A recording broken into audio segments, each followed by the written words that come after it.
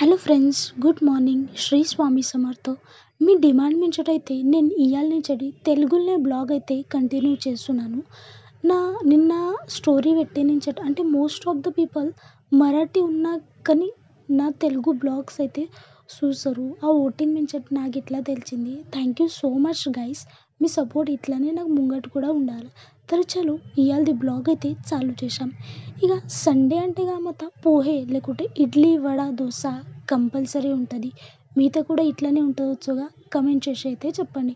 కానీ ఇక ఈ రొటీన్గా ఇప్పుడు దివాళీ అయినాక చేంజ్ అవుతుంది. ఎందుకంటే మనతో ఫరా చేసినామనుకో బ్రేక్ఫాస్ట్కు లంచ్కు ఈవినింగ్ స్నాక్స్ కను రాత్రి కను ఫక్త ఫరా ఫరా ఫరా ఇట్లానే ఉంటుంది. ఇది రొటీన్. దివాళీ వచ్చినాక ఈ రొటీన్ అందరి ఇంట్లోగా ఇదే రొటీన్ ఉంటుంది. ఇక బ్రేక్ఫాస్ట్ పోహే తిన్నాకగా డైరెక్ట్గా లంచ్ ప్రిపరేషన్కి అయితే చాలు చేసిన.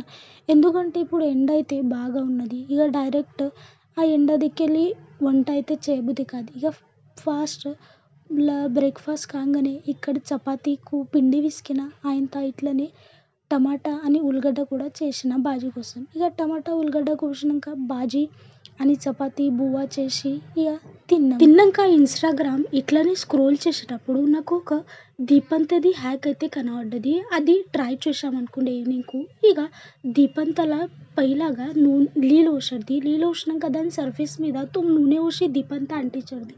ఈ హ్యాక్ తర పనికి వచ్చింది.